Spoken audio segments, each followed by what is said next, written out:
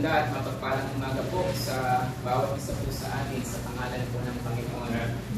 Sa umaga pong ito, bago po tayo mag-aral ng kanya pong mga salita, tayo po muna ay sumandali na dumulog sa Panginoon sa panalangin, ating pong huli ng kanyang patnubay sa ating pong gagawin na pag-aaral ng kanyang mga salita sa umaga pong ito. Manaming makapangyarihan, patuloy po namin Panginoon na itinatalaga sa iyo Panginoon ang oras pong ito na kami po o Diyos ay makatapos na makasamba po sa iyo Panginoon sa Espiritu at sa katotohanan. Kami naman po Panginoon ay patuloy nga po na magpaturo sa iyo Panginoon sa pamamagitan ng iyong nga po mga salita. Pinagkanalangin po namin Panginoon na patuloy mo nga po kaming pangunahan, makapangyarihan, mahayag po Diyos yung nga po mga salita sa umaga pong ito. Patuloy nga po Panginoon ang iyong banal na Espiritu ang siyang maging tagapagturo po namin sa umaga pong ito, maging tagapagpaunawa sa amin ang iyong nga pong kalooban, at matapos ito po Panginoon ay aming pong malaman, ito po Panginoon ang panalangin po namin na malaparan po namin habang kami po o Diyos ay nabubuhay. Ito po ang aming pong panalangin sa pangalan ng Jesus na iyong anak at aming tagapagligtas. Amen. Amen. Sa ating pong pagpapasimula mga kapatid, pwede po bang palakpakan po natin ang Panginoon ang kaputihan po sa ating pong mga buhay. At tayo ay patuloy nga po na nagpapasalamat sa Panginoon sa panibagong pribilehiyo na ipinagkaloob niya sa atin upang sa lugar na ito tayo po ay makasamba sa Kanya dito po sa tahanan po ni Bishop Ronnie. Tayo po ay magkasama-sama sa gawaran po ng pagsamba at patuloy din po tayong bumabati sa ating pong mga kapatid at maging sa mga kasama po natin sa virtual na pagsamba po sa umaga pong ito. Ang pagbati po sa inyo ng magandang umaga sa pangalan po ng Panginoon. At sa ating pong pagpapasimula ay nais ko po na ipaglingkod po sa inyo sa umaga pong ito ang salita po ng Panginoon na ating pong matutunghayan dito po sa sulat ni Apostol Pablo sa mga taga-Korinto. O nais ko po na basagin ang isang talata dito po sa ikalawang Korinto 12:10 at ito po ang ating pong magiging focus ng ating pong pag-aaral sa umaga pong ito. Ang sabi po dito ng ang sabi po sa salita ng Panginoon sa pamamagitan po ng sulat ni Apostol Pablo, 2 Corinthians chapter 12 verse 10, dahil kay Kristo, walang halaga sa akin kung ako may mahina, kutsain, pahirapan, usigin at magtiis, sapagkat kung kailan ako mahina, saka naman ako malakas. Muli ko pong ulitin ang huling bahagi po ng talata pong ito, sapagkat kung kailan ako mahina, saka naman ako malakas. Patuloy pong pinagpala ng Panginoon ang bahaging ito ng kasulatan na sa umaga pong ito ay ating pong pagpupulay-gulayan. Kung titingnan po natin mga kapatid, isa pong realidad na po sa buhay po ng bawat isa po sa atin, mananampalataya man o hindi mananampalataya, ang lahat po sa atin ay nakakaranas ng mga panahon sa ating pong buhay na tayo ay nakakaranas ng panghihina. At ito po ay sumasaklaw sa iba't ibang aspeto ng ating pong buhay.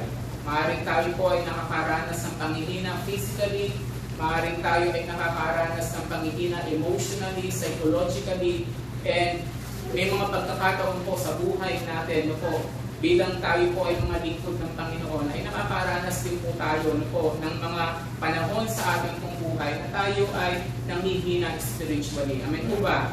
At ito po ay realidad sa buhay ng sino mang tao. Kaya nga po, kung titingnan po natin mga kapatid, ito pong talata pong ito sa ikalawang Korinto 12:10, ito po ay sumasalamin doon po sa personal experience ni Paul sa kanyang paglilingkod sa Panginoon. At hindi naman po lingid sa ating kaalaman, si Apostol Pablo po ay tinawag ng Panginoon. Meron po siyang calling na tinanggap mula sa Panginoon at ito po ay ang maging minister of the gospel na ipangaral ang mabuting balita sa mga hentil. Pag sinabi po natin hentil, ito po ay yung mga bansa na hindi kabilang nasa labas ng bansang Israel, the Gentile nations. At ito po yung calling na tinanggap niya mula sa Panginoon to preach the good news to the Gentile nations. Ito po yung pagkatawag sa kanya ng Panginoon. At kung makikita po natin mga kapatid, ay sa pagwawakas po ng unang bahagi ng ikalawang Korinto 12 ay mayroong ibinigay na prinsipyo na po si Apostol Pablo na kanyang natuklasan. Sa kanyang palang paglilingkod sa Panginoon, sa kanyang pagsunod sa Panginoon, meron po siyang prinsipyo na natuklasan at napatunayan bilang isang lingkod ng mabuting balita. Ang sabi po din niya dito sa ating pong talata na binasa, sapagkat kung kailan ako mahina, saka naman ako malakas. Ang sabi po dito, for when I am weak, then I am strong. Ano po ang ibig sabihin ni Pablo tungkol sa kahinaan? Ito po yung titingnan po natin at papaanong mangyayari na sa kabila ng ating kahinaan, ito ang panahon, ito ang pagkakataon na makakaranas tayo ng kalakasan. Alam niyo po, sa umaga pong ito, nais kong ipakita sa atin mula sa karanasan po ni Apostol Pablo na sa kanyang buhay paglilingkod sa Panginoon, yung pong mga panahon na siya po ay nakaranas ng panghihina ay ang mga panahon na higit nakapakipakinabang sa kanya pong buhay. Sapagkat ang sabi po ni Paul dito, for when I am weak, then I am strong. Parang sinasabi po ni Apostol Pablo na yung mga panahon na siya po ay dumadaan doon po sa seasons ng kanyang buhay na siya ay nakakaranas ng mga challenges, ng mga trials, ng mga hardship, ng pain, sa kanyang paglilingkod at sa kanyang pagsunod sa Panginoon, ito yung mga panahon sa kanyang buhay na higit nakapakipakinabang. Ito po yung makikita po natin mula sa experience ni Paul bilang lingkod ng Panginoon. At maaaring sa sarili po nating buhay, mga kapatid, ay mararanasan din natin ang mga panahon na inilalarawan po ni Apostol Pablo na siya po ay nakaranas ng panghihina. Maaaring ang mga panahong ito ay pinagdaanan na natin o maaaring ito po ay pagdaanan po natin. Amen po ba?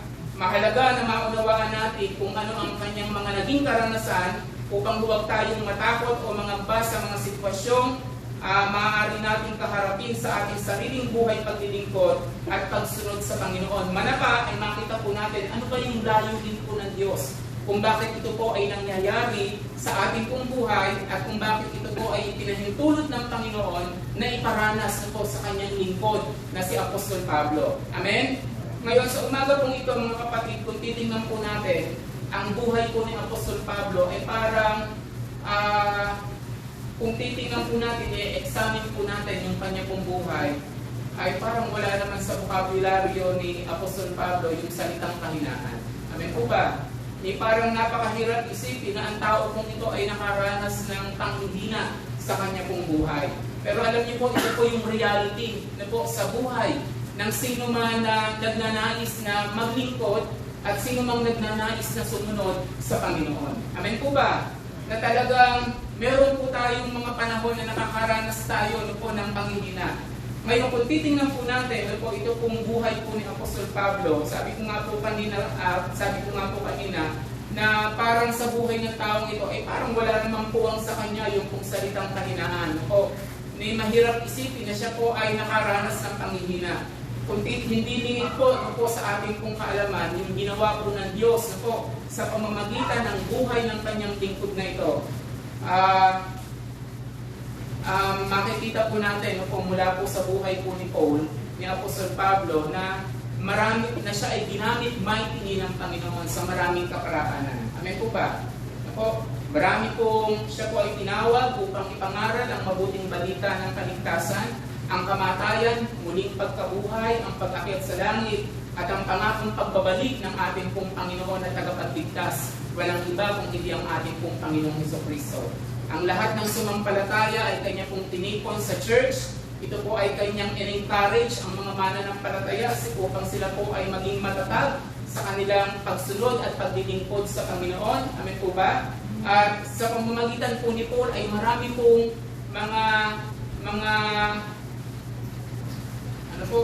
marami pong mga bagay na atin po ngayong natututunan sa pamamagitan po ng mga kanyang isinulat na kung saan ay ipinahayag sa kanya ng Panginoon. Amen po ba? Kung paano tayo po ay makalalakad sa kalooban po ng Diyos. Amen po ba?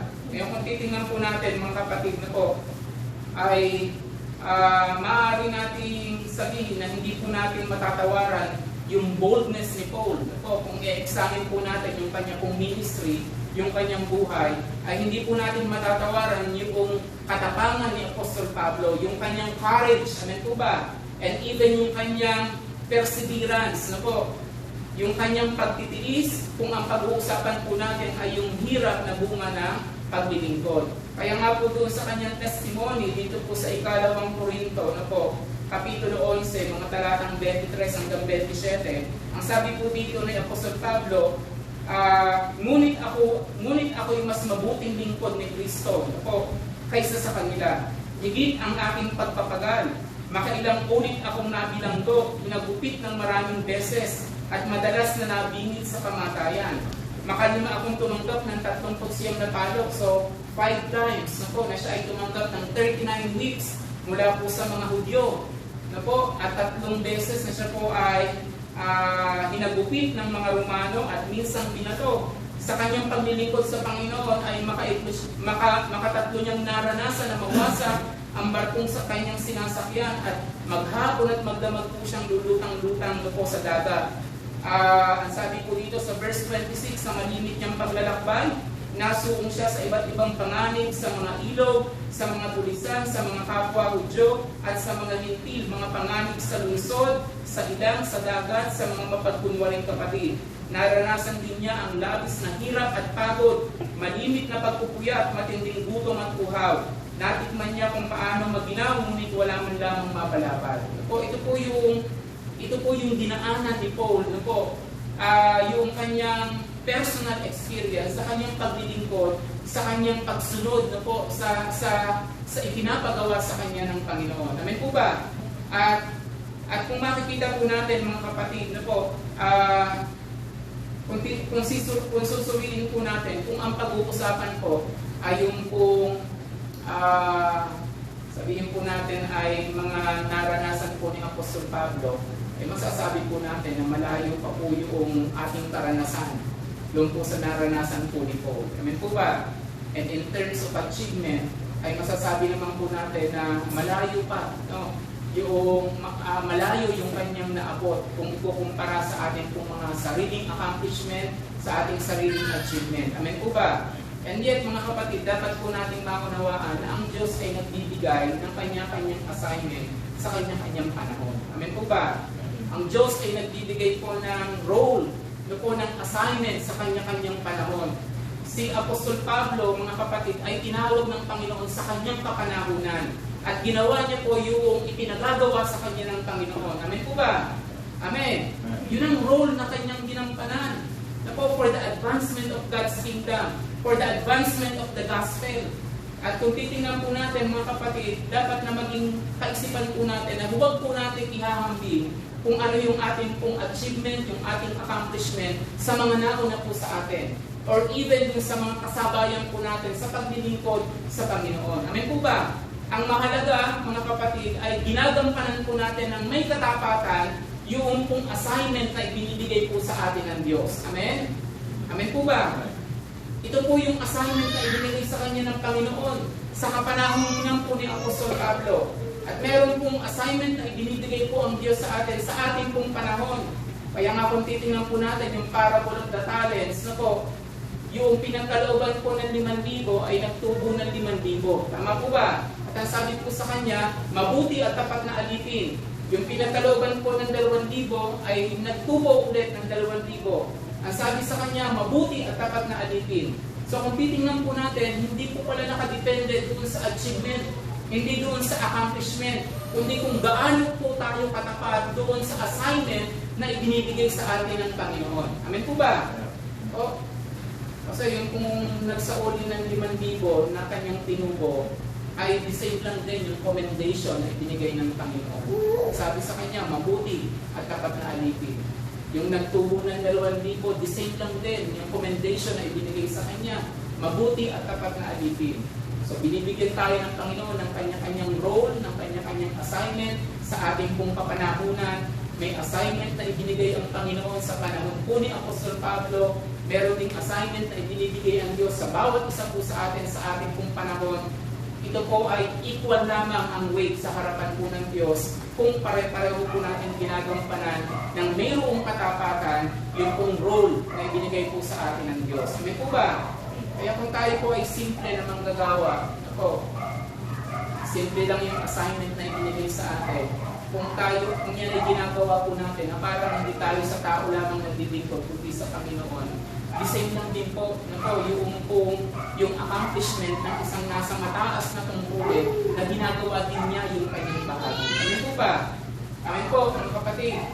Ako, at it is always a privilege.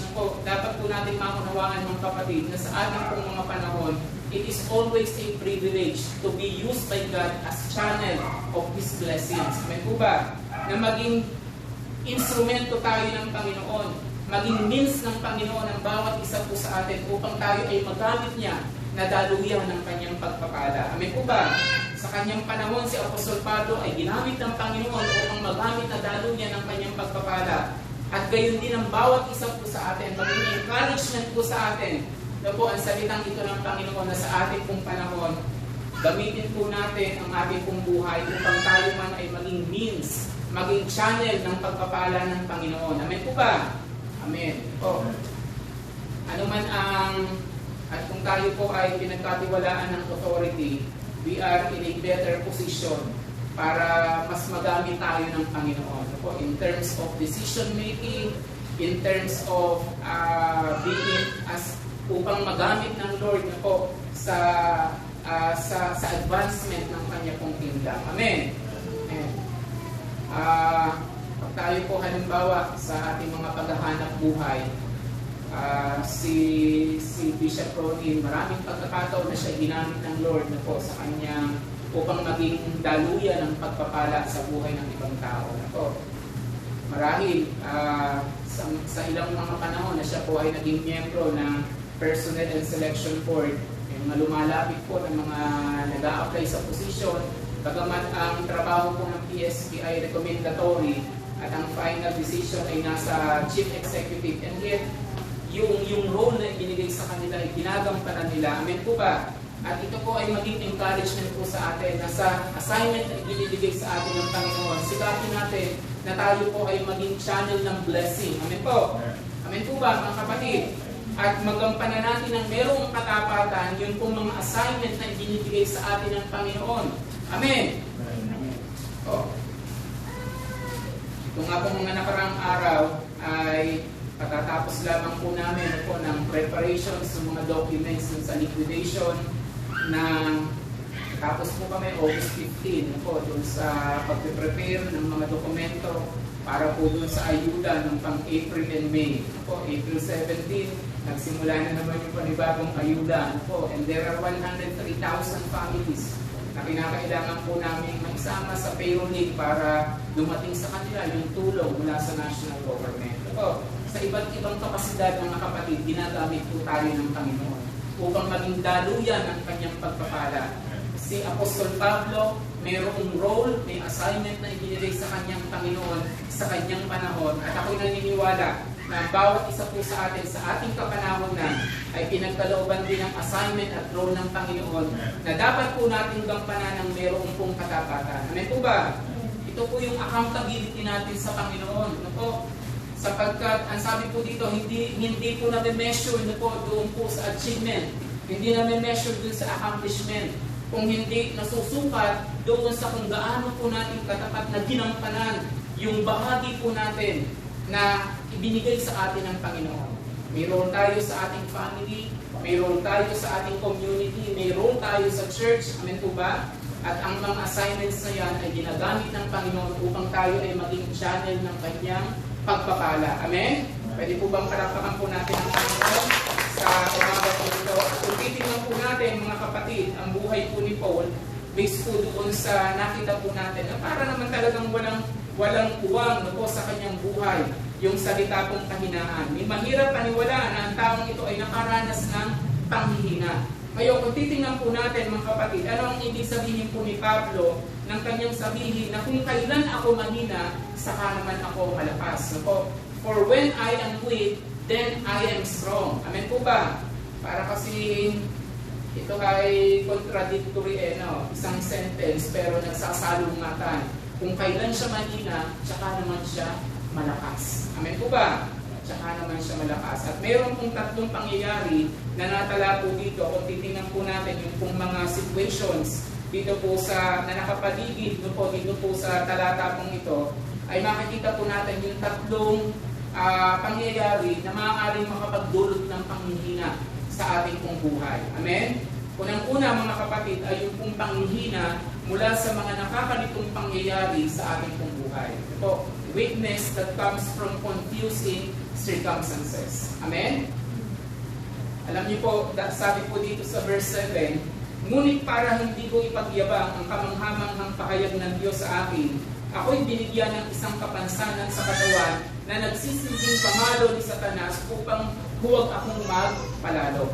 Ako, si Paul po ay ginamit ng Panginoon sa napakaraming bagay po for the advancement of God's kingdom. Amen? Ginagamit siya para po ma-establish ang mga church, ma-encourage ang mga kapatid sa kanilang pagsunod, sa kanilang paglilingkod sa Panginoon. At sabi po dito siya ay ginamit upang pagpahayagan ng mga pangitain na nagmula po sa Panginoon. Amen po ba? Ganitong mightily ginagamit ng Diyos ang buhay ni Apostol Pablo. Pero ang sabi po dito mga kapatid, kung titingnan po natin yung kung verse 7, ngunit para hindi ko ipagyabang ang kamanghamanghang pahayag ng Diyos sa aking buhay, ako'y binigyan ng isang kapansanan sa katawan na nagsisilbing pamalo ni Satanas upang hindi ako magpalalo. Ako, ang sabi po dito mga kapatid, bagaman siya ay ginagamit ng Panginoon, kung minsan ay maaari tayong magtanong, bakit pa kung kailan ang isang tao ay nakaranas, ang isang tao ay nakakilala sa Panginoon, bakit doon naman tumindi yung mga pagsubok na kanyang nararanasan? Amen? Kung bakit sa panahon na yung isang tao ay nagsuko ng kanyang buhay sa Panginoon, mas tumindi yung mga sufferings, yung persecution, and even nakakaranas po ng mga challenges, maaaring nag-collapse ang negosyo, maaaring nagkaroon ng problema in different aspects ng kanyang buhay. At maaaring naghahanap tayo ng kasagutan. Bakit ito nangyayari? Ano ang purpose? Ano ang layunin? Bakit ito nangyayari sa ating buhay? Amen po ba?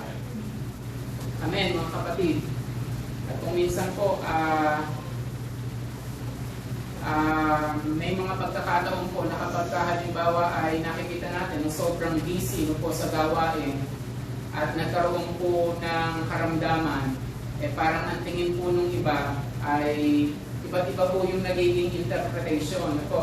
Parang ang sabi ay, inahadlangan ka ng kaaway kasi ikaw ay ginagamit ng Panginoon sa kanyang gawain. At yung iba naman ang pananaw ay napapagod ka na kasi kaya pinagpapahinga ka ng Panginoon. So makikita po natin na pag tayo ay kapag naghahanap tayo ng kasagutan dun sa mga nakakalitong pangyayari sa ating buhay, iba't iba po yung interpretation na maaari po nating makuha, makita. Amen po ba? Amen. At dito po makikita natin mga kapatid na sabi po dito sa verse 7, yung kung nangyari po kay Paul ay meron pong permission ng Panginoon. Makikita po natin yung kamay ng Diyos. Kung bakit ito ay nangyari sa buhay ni Apostol Pablo. Kasi ang sabi po dito mga kapatid, ngunit para hindi ko ipagyabang ang kamanghamanghang pahayag ng Diyos sa akin, ako'y binigyan ng isang kapansanan sa katawan na nagsisilbing pamalo ni Satanas. Pag sinabing binigyan, yan ay inialaw ng Panginoon. Merong permissive will ang Diyos.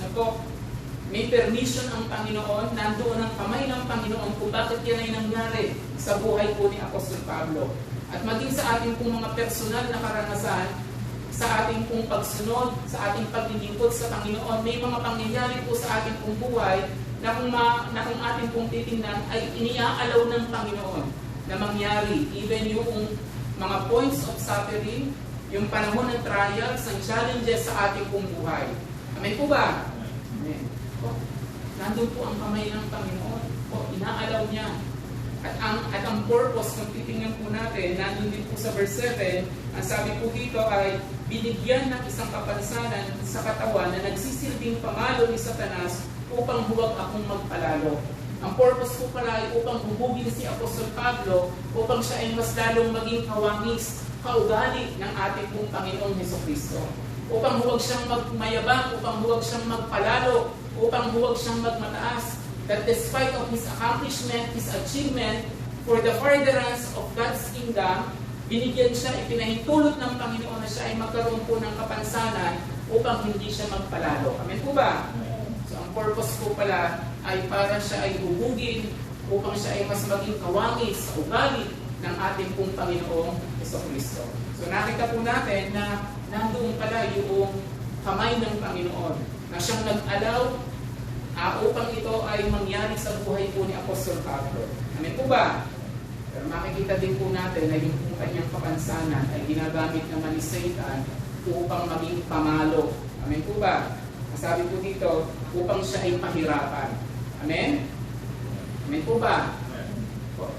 At may mga sitwasyon sa buhay po natin, mga kapatid, sa katulad po ng buhay po ni Apostol Pablo, na parang makikita po natin na nandoon yung kamay ng Panginoon at nandoon din po yung kamay ng kaaway in one similar situation. Amen po? Alam niyo po sa buhay po ni Job, halimbawa, kung titingnan po natin, makikita po natin yung kamay ng kaaway doon. Tama po ba? Sapagkat hiniling po ni Satan na si Job ay pahirapan. Tama po? Kaya lang naman kasi yung natatakot sa'yo, nagdilingkod sa'yo, nagtatapat sa'yo, kasi pinagpapala mo siya. Subukin mong alisin yung lahat ng kanyang pagpapala kung hindi kanyang sumpain, o kung hindi kanyang talikuran. Kaya ang sabi po doon, sige, gawin mo lahat ng yung gustong gawin sa kanyang mga ari-arian, huwag mo lang siyang papatayin. Amen? Maging sa mga panahon po pala ng mga pagsubok sa ating pong buhay, ang Diyos ang nagseset ng limitation. Amen? Sapagkat alam niya yung kakayanan ng bawat isa po sa atin. Amen po ba? Amen? So, maging comfort po ito sa bawat isa po sa atin. Pag tayo man ay nakakaranas sa mga challenges, ng mga pagsubok sa ating pong buhay, ang Diyos ang nagbibigay ng limitasyon, ng hangganan. Kaya sabi po doon, huwag po siyang papatayin. Ako, namatay yung lahat ng kanyang mga alagang hayop, maging yung kanyang mga anak ay namatay, sabay-sabay. Natirhan nga siya ng isa na makakasama, yung kanyang asawa. Pero nung maglaon, ang sabi pa sa kanya, sumpain mo na ang Diyos mo nang mamatay ka na. Amen po ba? Pero sino ang nagpahintulot upang ito ay mangyari sa buhay po ni Job? Walang iba kung hindi ang kamay na Panginoon. Amen po ba? Inialaw ng Diyos na ito po ay mangyari sa kanyang buhay.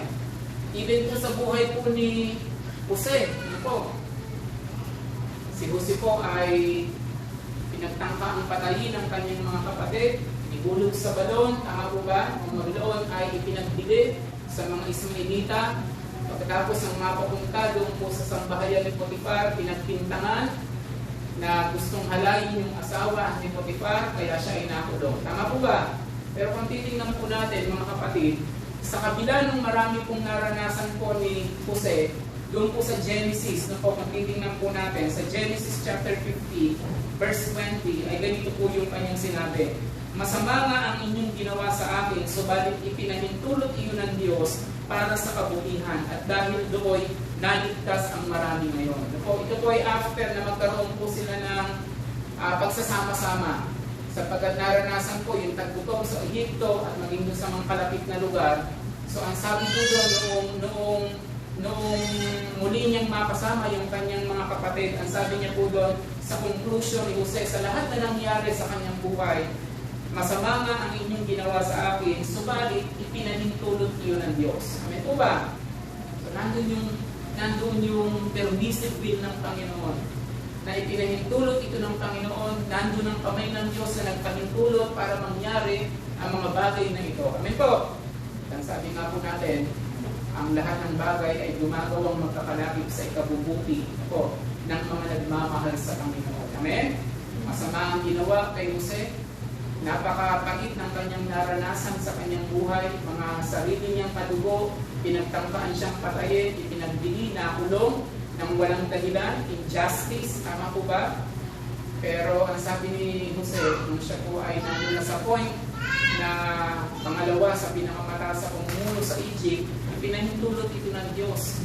Po, para sa kabutihan at dahil doon naligtas ang marami. Amen? Alam niyo po, maging sa krus ng ating pong Panginoong Jesucristo, ginamit ito ng kaaway upang ang ating pong Panginoon ay pahirapan, patayin, pero ito po ay kalooban ng Diyos. Amen po ba? Amen po ba? Merong purpose ang Panginoon. May layunin ang Diyos Ama kung bakit ito ay hinayaan niyang mangyari sa kanyang anak. Upang tayo ay matubos sa ating pong mga kasalanan. Amen? Upang tayo ay may pagkasundo sa Diyos at sa pamamagitan ng kanyang kamatayan ay mapatawad at malinis ang ating pong mga kasalanan. Amen? So, may layunin ng Panginoon. Ito po. At ito po ang dapat na patuloy na makita po natin sa anumang sitwasyon o pangyayari na nangyayari po sa ating pong buhay. Amen? Alam niyo mga kapatid, hindi po ibig sabihin na kung tayo po nakakaranas po ng mga kahirapan, tayo po ay namumuhay ng hiwalay sa kalooban ng Panginoon. Amen po? Pero siya sa atin din natin ang ating pong mga buhay.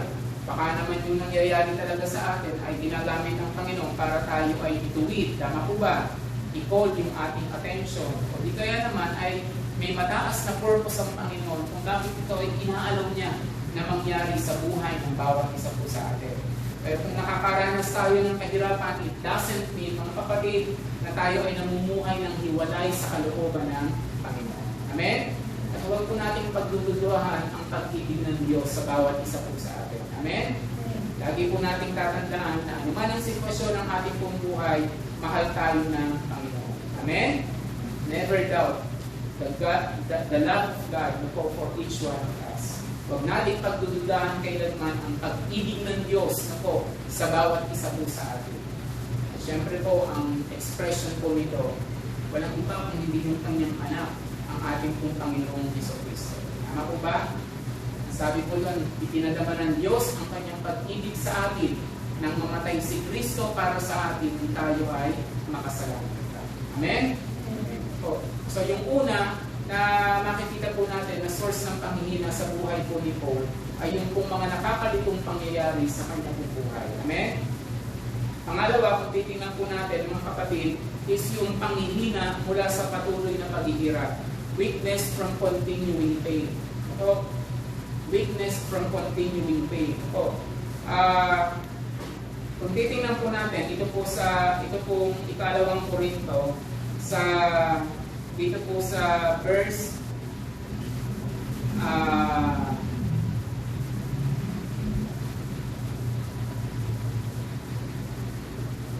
verse 2 ng 2 Corinthians chapter 12 verse 2. Ang sabi po dito, may kilala akong isang Kristiyano na dinala sa ikatlong langit, 14 na taon na ang nakalilipas. Ito po palang binabanggit po dito sa talatang 2, wala din ibang tinutukoy si Apostol Pablo kundi yung kanyang sarili.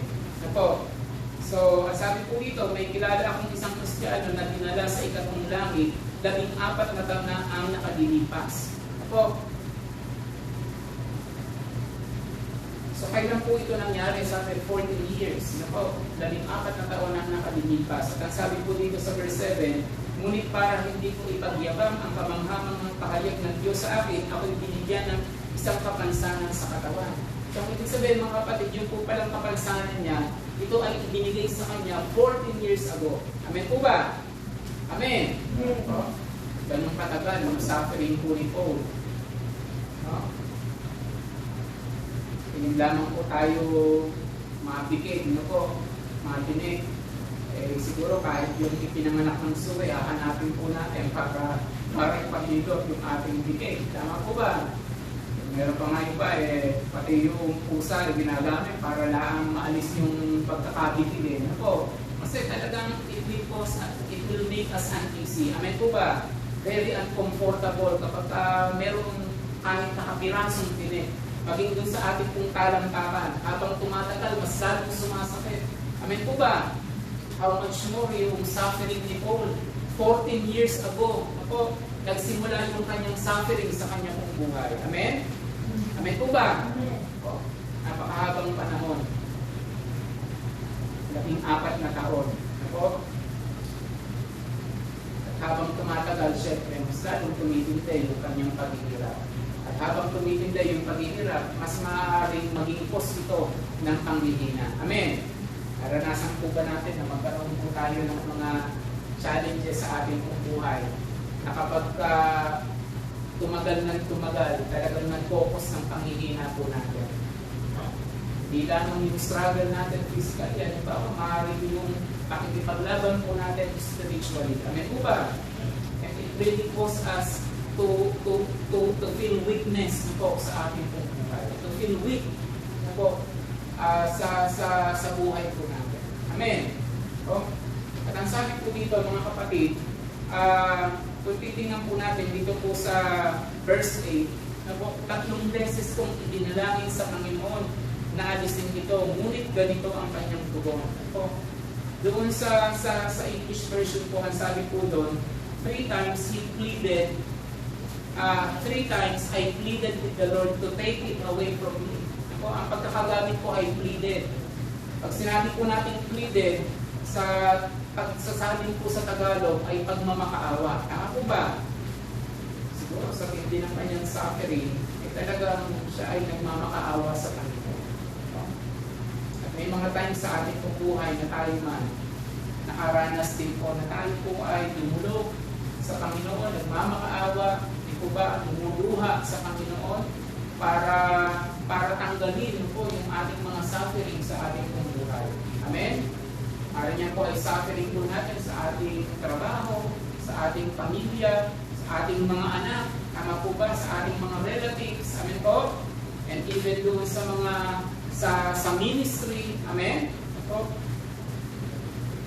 So, nahihiling pala tanggalin yung nabibili po sa suffering. Pero sabi po dito, mga kapatid, 3 beses dinalangin. Ako, pinagmakaawa sa Panginoon na ito ay alisin. Kapag po pala tayo ay nakaparanas ng mga challenges sa ating buhay, ng mga suffering, the right response is idulog natin ito sa Panginoon. Amen po ba?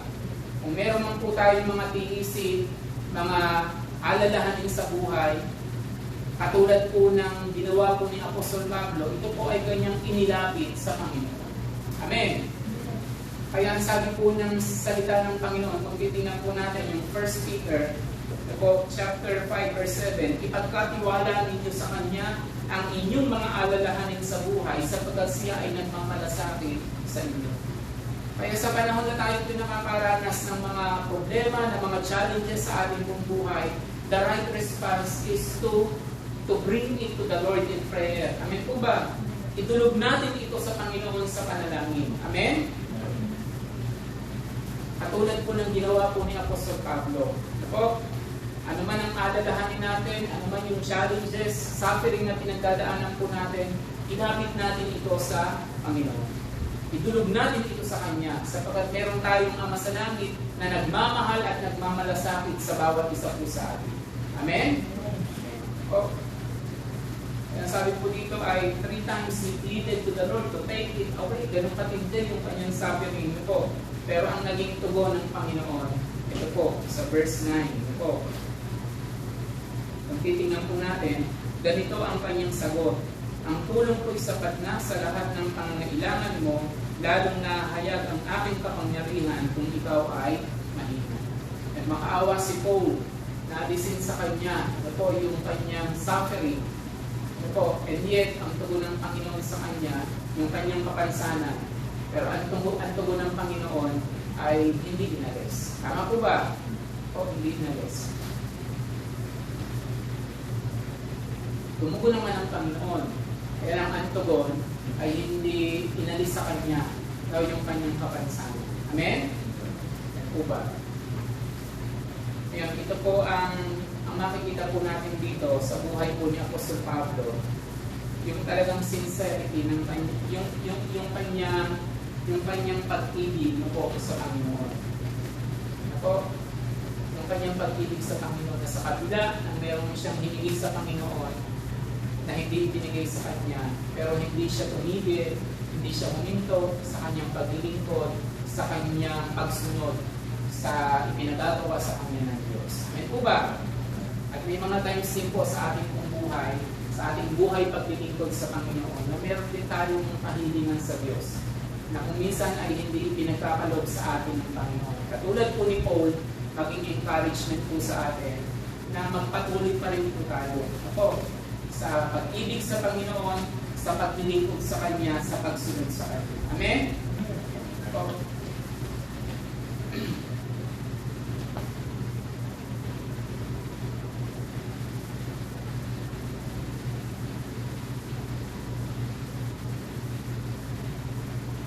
Sabi po dito, ang sukatan ng pag-ibig natin kay Jesus ay hindi yung laging ibinibigay ang ating hinihiling, kundi tayo ay nagpapatuloy kahit hindi ipinagkaloob sa atin ang ating kahilingan. Ano po ba?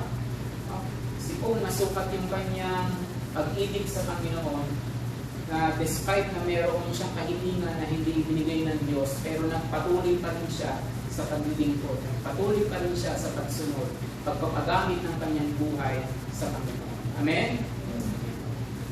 At sabi nga po sa prayer, ay merong iba't ibang katugunan ng Panginoon. Pwedeng yes, tama po ba? Merong no, di kaya naman maghintay, o di kaya ay merong mas mataas na plano ang Panginoon. May mas mabuting plano ang Panginoon kaysa dun sa iniisip natin na mabuti para sa atin. Tama po ba? So, ano man yung tugon ng Panginoon, magpatuloy pa rin po tayo sa ating paglilingkod, sa ating pagsunod sa Kanya. Amen? So yung una is yung conflicting, confusing circumstances. Pangalawa po ay yung kung continuing pain.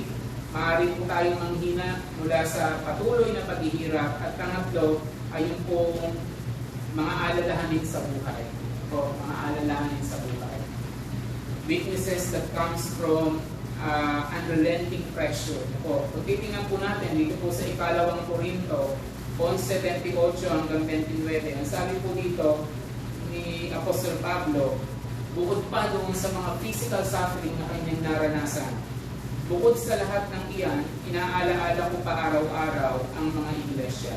Kung may nanghihina, karamay nila ako, at kung may nahuhulog sa pagkakasala, labis na naghihirap ang aking kalooban. Above all the physical sufferings that he experienced in serving the Lord, inaalaala pa niya yung kalalagayan ng mga iglesia. Amen po ba? Sabi niya po dito, sabi niya po sa verse 28, bukod sa lahat ng iyan, inaalaala ko pa araw-araw ang mga iglesia. Kung may nanghihina, karamay nila ako, at kung may nahuhulog sa pagkakasala, labis naghihirap ang kalooban ko. Si Paul tinawag ng Panginoon para po ipangaral ang mabuting balita ng kaligtasan. Amen po ba? Yun po yung calling na kanyang pinanggap mula sa Panginoon. Sa kanyang pagganap ng tungkulin ito, hindi may iwasan na talagang magkakaroon tayo ng mga alalahanin. Amen? Kami po, nung ako pinagpapasimula nung ako po yung mapatransfer, mapa-assign po sa ngayon doon, talagang halos wala pa po akong karanasan sa pamamahala sa church. Very little yung aking experience when it comes to sermon preparation, kaya araw-araw talagang naalaala ko yung darating na araw ng linggo, sapagkat ano na naman kaya ang aking ibabahagi sa mga kapatid upang sila po ay tumanggap ng pagpapala na mula sa salita po ng Diyos. Talagang very challenging yung mga panahon nito sa aking personal na experience sa paglilingkod sa Panginoon. At may mga dumating pa na panahon na yung ilang nananambahan ay nawala pa. Ay talagang sabi ko sa Panginoon, yun ang hiniyak sa Kanya, na ganang kahirap yung kung maghawak ng isang iglesia, ng isang church. Lalo na kung kulang ka sa kakayanan, kulang ka sa karanasan, kulang sa preparation, and yet, yung biyaya ng Diyos ang nagbibigay sa atin ng kakayanan at ng kasapatan. Amen po ba? Despite na meron tayo mga nakakitang mga kahinaan, kakulangan, pero hindi nagkukulang sa kagandahang loob ng Panginoon, hindi nagkukulang ang biyaya ng Diyos. Amen po ba? Sa buhay ng bawat isa po sa atin. Amen? So, Siguro po yung mga kapwa ko nag-handle ng church ay meron din ganitong mga experiences na po sa kanilang buhay. Na po, at syempre nalulungkot din tayo kapag minsan ginagawa po natin yung ating makakaya para mapalakas ang mga kapatid. Pero yung pagtugon na po ay parang hindi naman sila ganun ka-responsive. Kung minsan ay hindi pa na-appreciate yung ating mga ginagawang pagsisikap. At yan ay nakakapagdulot ng alalahanin po sa atin. Amen po ba? Ibang kahit may pinagtuturo, parang hindi natututo. Ay talagang malaking challenge po yan po sa bawat isa po sa atin. Pero ganun pa man sa buhay po ni Paul, ang sabi niya na po sa mga panahong ito, na po na siya ay nakakaranas ng kahinaan. Merong sinabi ang Panginoon na po dito po sa huling bahagi. Na po, ang sabi niya po dito sa verse 9 na po, at dito po tayo magtatapos. Ang sabi po dito, ganito ang kanyang sagot. Ang tulong ko'y sapat na sa lahat ng pangangailangan mo, lalong na hayag ang aking kapangyarihan kung ikaw ay mahina. Sabi po dito, but he said to me, my grace is sufficient for you, for my power is made perfect in weakness. Ngunit ganito ang kanyang sagot, ang kagandahang loob ko ay sapat na para sa iyo sapagkat lubusang nahayag ang aking kapangyarihan kapag ka ikaw ay mahina. O, sabi po dito ng salita ng Panginoon, doon sa karanasan po ni Apostol Pablo, sa mga panahon na siya po ay nakakaranas ng panghihina, ito po pala ay naging pagpapala sa kanya. Ako? Sapagkat doon mula sa sinabi niya, sapagkat kung kailan ako mahina, tsaka ako malakas. Ako, tsaka siya malakas. Sapagkat sa mga panahong ito, mas lalong tumitingkad yung pong pag-ibig ng Panginoon sa Kanya. Amen po ba? Amen. Alam niyo po, sa buhay po natin, kapag meron po tayong mga alalahanin, mga pinagdadaanan, mas lalo po natin nararanasan yung pag-ibig ng Panginoon, yung Kanyang kabutihan, yung Kanyang kagandahang loob sa ating mga buhay. Amen? Pag meron po tayong karamdaman, naranasan po natin ang pag-ipo ng Panginoon sa atin. Sa panahon na tayo ay meron pong mga alalahanin, kino-comfort tayo ng Panginoon. Amen po ba? Siya ang nagpo-provide ng ating pong pangangailangan. Kaya ang sabi po dito ni Paul, ang sabi po dito, testimony ni Apostol Pablo at tungkol sa kanya ng Panginoon, my grace is sufficient for you. Amen po ba? Paano natin mararanasan yung kagandahang loob ng Panginoon? Mas tumitingkad yung kanyang pag-ibig sa atin sa panahon na meron tayong mga pinagdadaanan sa ating buhay. Amen? Mas lalong nakakayag yung kanyang pag-ibig, yung kanyang kabutihan, yung kanyang katapatan, yung kanyang kagandahang loob. Amen? At pangalawa, sabi po dito, for my power is made perfect in weakness. Ako, ang kagandahang loob ko ay sapat na para sa iyo sapagkat lubusang nahayag ang aking kapangyarihan kapag ka ikaw ay mahina. Ako, sa mga panahon po na tayo po ay nakakaranas ng panghina, ng kahinaan, ito po ang katulad po ng karanasan po ni Paul. Magbigay ito ng encouragement po sa atin. Ako, sabi po dito ng Panginoon, ang tulong ko ay sapat na sa lahat ng pangangailangan. Ano ang pangangailangan po natin, mga kapatid, mga minamahal sa umaga po ito, hindi kayang katagpunin na amin. Sa panahon ng pangangailangan, mas lalong nakahayag sa ating buhay yung pag-ibig, pagmamalasakit, kabutihan at katapatan ng Panginoon. Amen po ba? Sa panahon ng ating kahinaan, mas lalong nakahayag ang kapangyarihan ng Diyos. Amen? Amen po ba? Kahit sa tingin natin tayo ay kulang, mayroon tayong mga limitations, and yet ang nagbibigay sa atin ng kakayanan para magawa po natin yung kanyang kalooban, walang iba kung hindi ang Panginoon. Amen? Kaya ano man ang nagagawa po natin, ano man ang nagawa ni Apostol Pablo sa kanyang panahon, ito ay dahil sa kagandahang loob at kapangyarihan ng Diyos na kanyang naranasan sa kanyang buhay. At ano man ang magagawa po natin sa ating kapanahonan, ito ay dahil sa kapangyarihan at kagandahang loob ng Diyos sa bawat isa po sa atin. Amen? At ako'y manalangin. Maraming mapagpala. Salamat po, Panginoon, sa umaga pong ito, sa iyo nga pong mga salita, Panginoon, na amin pong kapaggulay-gulayan. Salamat po, Panginoon, sapagkat alam po namin, Panginoon, na ikaw ay Diyos na patuloy na nagmamahal sa bawat isa po sa amin. Kami po ay tinawag mo, Panginoon, upang kami po ay patuloy na maglingkod at sumunod sa iyo, Panginoon, at sa amin po, Panginoon,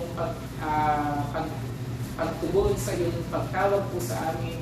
Maaari kami po ay makaranas ng mga hardship, ng mga challenges, ng mga trials sa aming pong buhay. May mga pagkakataon na maaaring ma-encounter po namin yung pong mga nakakalitong pangyayari sa buhay po ng bawat isa po sa amin. Pero salamat sapagkat ang pag-ibig mo, Panginoon, ay hindi nagbabago. Maaaring meron po kami mga karanasan sa aming pong buhay at mararanasan pa na nagbibigay sa amin ng kabigatan. Mga sakit, Panginoon, na nararamdaman po namin, Panginoon, emotionally, na nagbibigay po sa amin, Panginoon, ng kabigatan, spiritually, emotionally, psychologically, and even physically, Panginoon. Pero salamat po, Panginoon, sapagkat meron po kaming Ama na malalapitan, na nagmamalasakit sa bawat isa po sa amin. Naniniwala po kami na naman ang aming pong alalahanin, pasalin sa umaga pong ito, meron pong Diyos na nahandang makinig at tumulong sa bawat isa po sa amin. Katulad ng sinabi sa iyong mga salita, na ipagkatiwala po namin sa iyo ang aming mga alalahanin sa buhay, sapagkat meron kaming Ama sa langit na lubusang nagmamalasakit, nagmamahal sa bawat isa po sa amin. Sa mga panahon, Panginoon, na tumitindi po yung pressure, Panginoon, sa buhay po namin, mga alalahanin po namin, O Diyos, even ito po ay sa trabaho, sa aming pamilya, maging Panginoon sa ministry na pinagkatiwala mo po sa amin. Salamat po, Panginoon, sapagkat ikaw ang nagpo-provide sa amin ng grace, Panginoon. Sa mga panahon ito, nararanasan po namin, O Diyos, yung kapangyarihan mo, Panginoon, yung kasapatan ng iyong mapong biyaya, yung iyong katapatan, yung pag-ibig mo sa bawat isa po sa amin. Kaya nga po, Ama, salamat po sa iyong kabutihan sa buhay po ni Paul, na naranasan niya po, Panginoon, yung magandahang loob mo at yung kanyang kapangyarihan at yung iyong kapangyarihan. Nawa, Panginoon, ito din po yung maranasan ng bawat isa po sa amin. At sa mga kanyang po namin na aming pong mapagtatagumpayan sa iyong biyaya at sa iyong kapangyarihan, ito po'y patuloy na makapagbigay ng kapurihan sa iyong mapong pangalan.